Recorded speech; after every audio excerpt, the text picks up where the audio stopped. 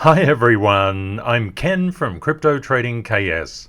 If you're new, a very warm welcome and welcome back KS family. Looking into the main markets in the past trading session, we can see energy got hit as well as technology. It's always a good idea to keep your eyes on the headlines of the major papers. Just each day you're trying to gain a sense of what is happening in the world. Next week, economically, could get a little bit up and down because of the FOMC meeting minutes coming out. The next FOMC meeting is on the 22nd of March, and this is why we look at this, because we need to understand what's happening with yields. We can see currently the percentage probability of a 50 basis point increase in the federal funds rate is increasing. It's currently 18.1%. Yesterday is 15.1%. 1 week ago, 9.2%. 1 month ago, it was 4.2%. So you can see that there's an escalating probability that we're going to get a 50 basis point increase. This is why we need to keep our eye on this each day. Economic systems move in waves, from boom to bust and then back to boom.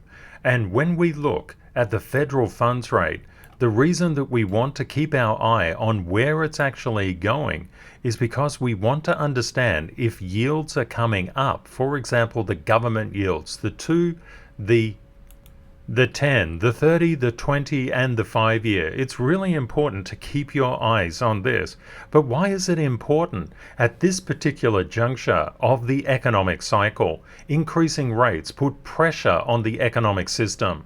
Previously, we thought that we would see the top of the yield curve actually peak around April, and now we're looking at it peaking around September.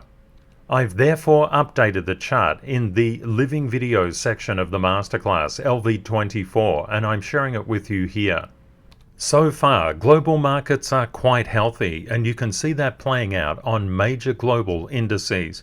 China is starting to turn down, but this is just a natural wave in price. What we actually look at is that when we get a violation of a fairly substantial support level, we need to pay attention at those times.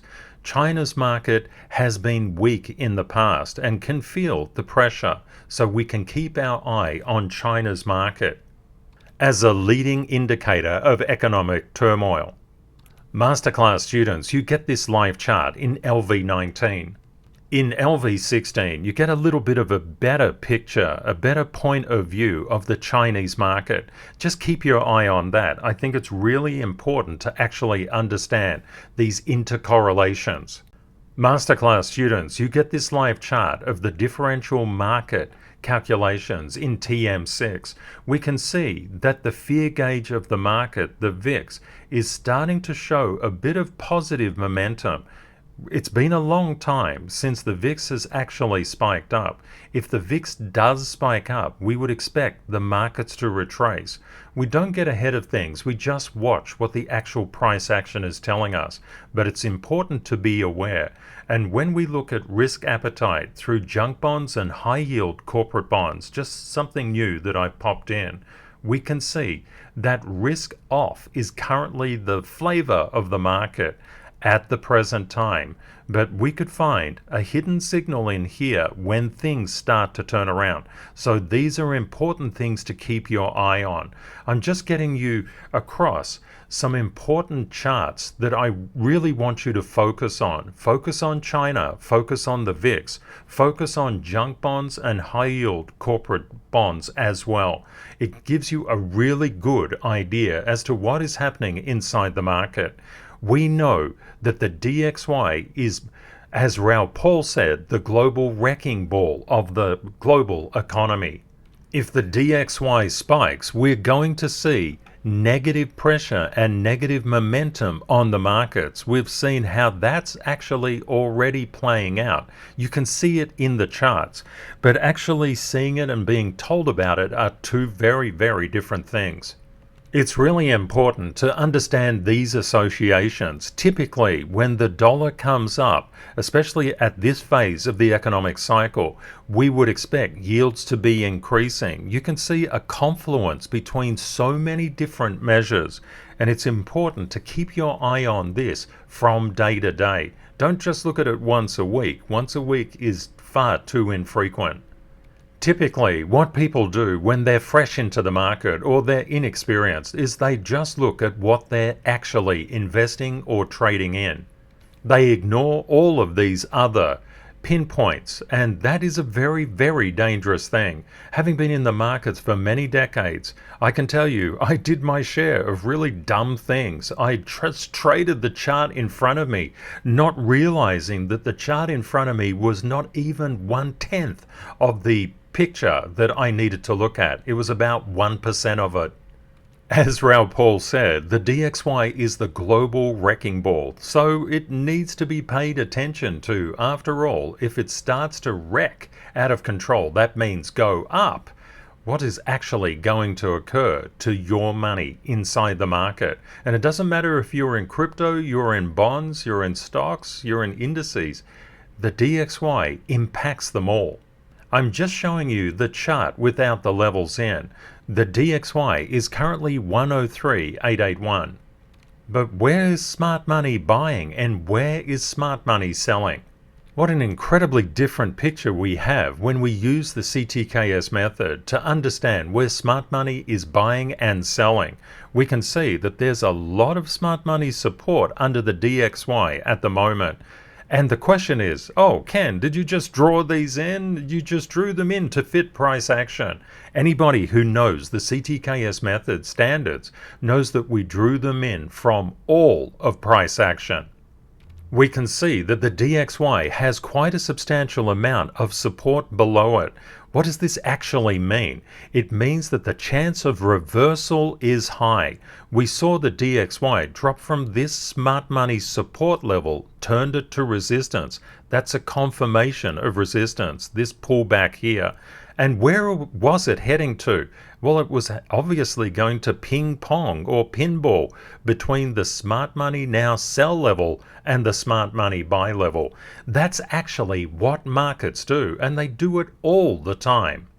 Where do you think the DXY is going over the next couple of days? And also, how important do you think the DXY is in predicting movements in the major indices? And why do we care? Because we're in crypto. We care because the major indices, Bitcoin cannot escape them. If the major indices melt down, guess where Bitcoin is going? It's going to melt down too. But if the major indices are rallying, guess what Bitcoin is going to do? It's going to rally, because enthusiasm and pessimism is contagious to investors and traders. Let's say that we were looking at gold and trying to figure out where does gold actually find support and where is the resistance. You could try to draw lines up from recent indicative price and just say, well, gold, I know it's been around for hundreds and hundreds of years, traded for hundreds of years, but we'll just look across, I don't know, the past week or so, and then we're going to say they're the most important trend lines in gold's history. That is a crazy, insane thing to do. Obviously, we need to account for all of gold's trend lines right the way back to when gold first started trading. And by doing so, we actually apply the CTKS method so that we can understand where smart money will sell and where it will buy and where it will sell. Notice the ping-ponging, the pinballing of price action between the bumpers of support and resistance. Without the CTKS method, it's kind of like looking at a chart like this. You're just seeking to understand where could this thing actually stop from both the downside and the upside. That's exactly why I created the CTKS method, to help people to know where price could come down to and get caught and go up to and get resisted. What about when we look at the S&P 500? What is actually happening there? Could we have predicted or in fact tried to estimate where this price, because it was a pretty traumatic sell down, would be caught and where it could rebound to? Oh, well, let's check the CTKS method. You can see these smart money buy levels and smart money sell levels are very, very powerful. When people get into the market, they enter the panic zone and the blame zone. They, of course, listen to other people, and those other people must always be right every single time. And if they're not right, there's all hell to pay. We all go through these phases. The trouble is, after you've spent years inside financial markets, you understand that it all falls on your own shoulders. The only one who can ever press the buy or the sell order button is you.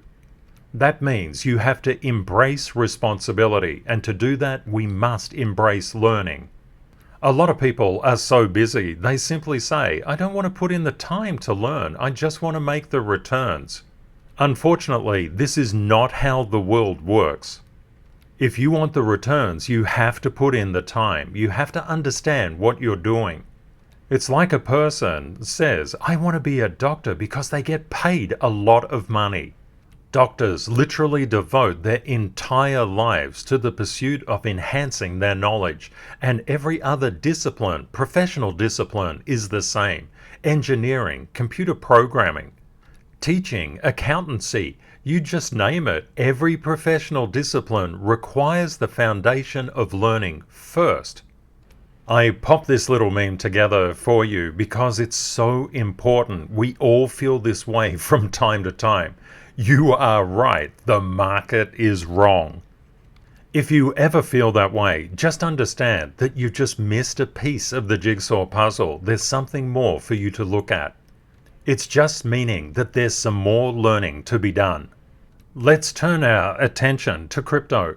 One thing that we noticed, there was quite a large sell-off in Bitcoin, but the buyers actually stood in and supported the price. This upward support line that we've been talking about for quite a few days, we can see that there's positive air in that support line. What does that actually mean? That means that the buyers are so strong, they've come in before it's actually reached a support level. That's what positive air actually means. Positive air is a powerful way of identifying power in terms of buyers and sellers. Bitcoin is currently trading at $24,500. The one thing that we note with Bitcoin's price momentum is that we've seen a lot of positive air above this support line. You can see the buyers have been strong. It just doesn't even come down there, let alone test this 23,142 to 23,226 level. If this momentum is maintained, we'll make our way up to the 25,403 level. Just keep your eye on what price action is actually doing. There are no certainties, but if we look at the charts long enough, we can absolutely determine where things have a probability of going.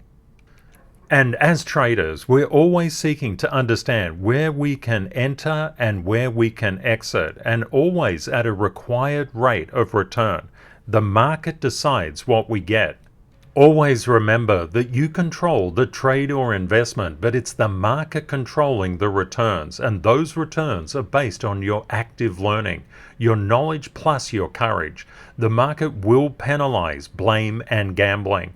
If you're looking in the mirror and you're saying, oh, I'm right, the market's wrong, you're going to get penalized by the market. We've all done it. The key is to actually stop doing it and start learning more and more and more. And it's just like any profession, doctor, lawyer, engineer, accountant, anything. You just have to keep on learning. One thing that you'll find, your synchronization factor from your CTKS code is incredibly important. When you don't feel overly synchronized, it's often a good idea to just step back for a little while and just to lower your trade volumes. For example, if you're trading at X dollars and you're feeling desynchronized, quarter that. just divide it by 4 and then just step into the market from that perspective. Starting small and scaling is no problem. The market exists to actually transfer money from the desynchronized to the synchronized. That is exactly why you must have three-dimensional thinking playing out at all times. Consider if the market goes against you, goes nowhere, or goes for you, but consider the going for you case last. This absolutely assists you in getting on the right side of the percentage. Recently, we saw that the Bitcoin shorts had a lot of confidence until they were absolutely smashed and liquidated. And we can see there's a lot of volatility inside the market. The shorts are actually leaving the market just currently. Why are they leaving the market? Because they're getting liquidated. And also, they're seeing that things are not on their side, so they're stepping back. Over the past 24 hours, there's been 142.67 million in total liquidations across 40,317 positions. And when we look at 24-hour total liquidations, about 52% short. What about the 12-hour? About 65% short. What about the 4-hour? About 57% short. And I'm having fun with my mouse. And what about the past hour? Oh, it's gone the other way. We're getting a really choppy and turbulent market, and that's coming out in the price action. Nearly 80% long liquidations. And when we look overall, more shorts have been liquidated than longs. So just keep this in mind. When the shorts get liquidated more than the longs in terms of total value, what that means is the price is going up. Let's turn our attention to Ethereum. Ethereum is currently $16.95. Where are the smart money buy and sell zones? Where's the internal objective dynamic market structure? We can see that there's a smart money sell level from 1690 to 1705, and price has been flirting with it. We've also noted that the 1581 to 1607 smart money buy level is incredibly strong. Price hasn't even retraced down into this area. So far, we've got a lot of positive momentum, but we must keep our eye on what price action actually tells us. We just don't get into a situation where we say, everything is fine, I'm going all in and more, and then you wake up tomorrow broke. Instead, what we do is we create certainty because we know that the prices are going to bound between smart money sell levels and smart money buy levels. And these are pinball, like bumpers on a pinball machine. Price is always fluctuating between them. It doesn't mean every time it's going to come down. And when it doesn't come all the way down, pay attention to that, because that means there's more strength inside the market. And the markets overall, no matter what you've been told inside the global media, they're actually quite strong at the moment. Let's look again at the before and after picture. Here we're looking at Doge. When you look at price action like this, the key is, what are you actually looking at? Using the CTKS method, this is how we look at Doge's price action. We can see that smart money sell wall definitely got hit, caused a retracement, and this is what often actually occurs. When you're bounding from one smart money level to another smart money level, price often takes a little while to congeal, a little while to gather strength to push through that. And it can push through or it can decay. So always be aware of the three dimensions of price movement: down, flat, and up. As traders, we put tripwires inside the market. We say we're going to put a smart money buy level in here, one down here, maybe one along the trend line, and then we're going to exit where we think that the price will reasonably move to. And there's a lot of computations that go into that particular endpoint. It really depends on your strategy and on your edge, and everybody has a different edge inside the market. In order to escape Zone 1 and Zone 2, people need to embrace positive excellence. Positive excellence is just focusing on becoming the best person that you can be and embracing meaning, happiness, and success through applying the rules that the market actually operates on. The market operates on one fundamental rule. If you put money first, money will leave. If you put money last, money will come. That sounds a little bit insane, but it's absolutely correct. And yesterday we were talking about inner and outer peace and the relationship to strength and boundaries.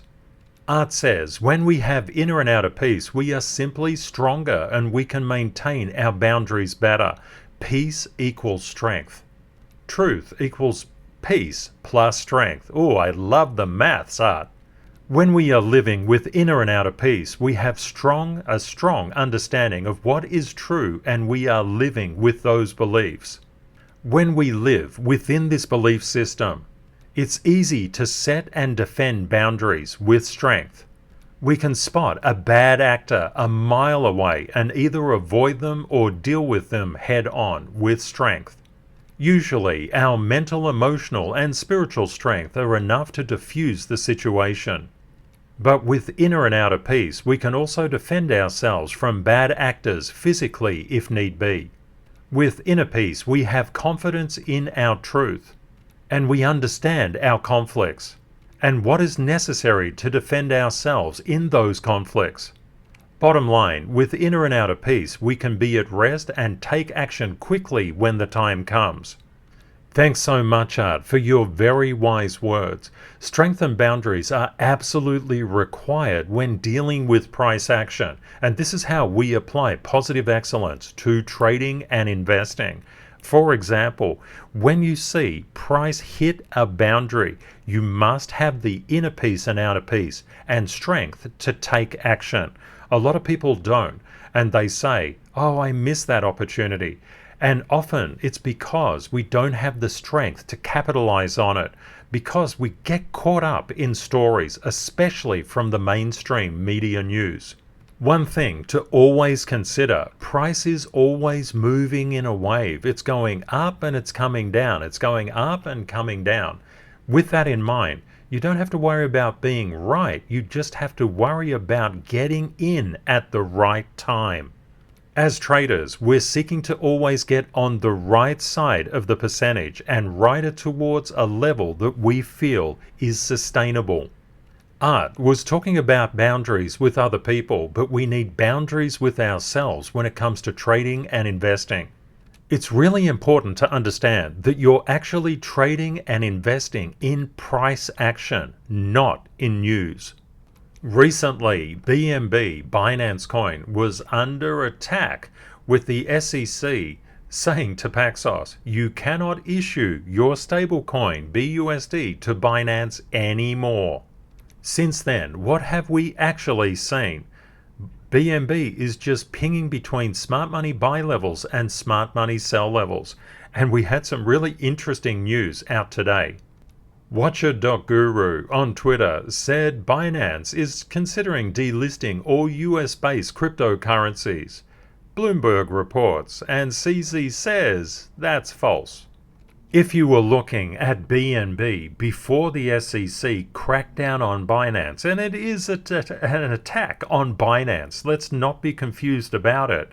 So if you were looking at this and you were seeing this just cascade down, you would say it's going to zero, unless you knew where the CTKS method was saying that smart money would step in and buy. And where did smart money step in and buy? It stepped in and bought at the 281 to 286 SC level. These levels are the closest thing you'll get to certainty in financial markets. Looking at the top 9, we can see Bitcoin is currently up 2.57%. Matic is currently up the most, 9.64%, followed by ADA up 3.28%, and then Ethereum 2.83% up. Turning to the greatest gainers in the past 24 hours, Filecoin doing very well, up nearly 35%, ICP up over 20%, Clayton up over 20% too, Flow, Arweave, ASTR, LDO, and EOS. We can see stablecoins again make up the list of the top losers in the top 100, and they're not losing too much. After all, they're stable. Looking at the top 8 yesterday, it looked like this: Bitcoin, Ethereum, Tether, BNB, Circle, XRP, Binance Coin, and ADA. Let's have a look at what it looks like right now. We can see that ADA's taken over BUSD, and we thought that this would happen anyway, because as Paxos cannot keep on redeeming, cannot issue any more BUSD, it's going to be a declining market capitalization, and people are going to actually flee out of BUSD into Tether. Can we actually track this? Yes, we can. And Masterclass students, please refer to TM14 and TM15. You can see that Binance Coin, BUSD, has plummeted. The DAI stablecoin has plummeted. USDC Circle has been plummeting for a while. And who's the beneficial recipient of all of this chaos within the crypto market? Of course, it's Tether. And Tether has been going on an absolute parabolic increase. Gary Gensler has definitely made Tether great again. One thing that we look at when we're looking at the top 8, or of course the top 16, we want to know if Bitcoin's gravity is impacting the alts, either pinging on like this, what we see with Ethereum, or if we're seeing disproportionate weakness coming through. The stablecoins are a little bit different, but what we're actually seeking to see is there synchronization between the alts and Bitcoin, or has it become desynchronized? And when it gets desynchronized, is it to the upside or to the downside? When we looked at the next top 8, they look like this before today, but there's been some changes. It was Doge, Matic, Solana, DOGE, SHIB, Litecoin, Tron, and AVAX. But a couple of shifting positions have happened. Let's check it out. We can see that the dogs have been sent out to the backyard. Matic has taken over Doge's position and Litecoin has taken over SHIB's position. I've been talking a little bit about it. Matic does really well under market conditions like this, and we can see that Matic has been showing quite a lot of strength. But one thing Matic needs to be aware of, Doge has incredible power and can predict almost turnarounds in Bitcoin. It's very, very interesting how Doge interrelates or interreacts with Bitcoin at specific market turns. But you can see Matic is doing what we thought it could be doing, but there are no certainties. We can just look back on historical price action and say, well, it did it last time and the time before and the time before and the time before and the time before and the time before. Maybe it will do it this time, maybe. One thing we always want to pay a lot of attention to is Bitcoin's gravity and how in confluence or out of confluence specific projects are. You can see that as you go through all the top 16, they're all, except for the stable coins, they're all pretty much following Bitcoin's gravity, over and underextending price action, but they're following it. I'm very grateful to share this time together. I'd love to keep the discussion going on boundaries. Boundaries can be very difficult for people to put in place, both interpersonally and inside the market. That's a very, very worthy discussion, and anything that you share will help other people, and it will help yourself as well. As a community, we know better habits create a better life. That's why we have daily positive affirmations for abundance, financial success, and happiness through the CTKS Creed. If you're feeling out of synchronization, just remember to start small and scale. The recipe for success is: I am dedicated and committed. I win or learn and never blame. I always solve my problems with positive excellence. Have a great day or night ahead, my friends, and we look forward to catching up with you tomorrow. Bye for now.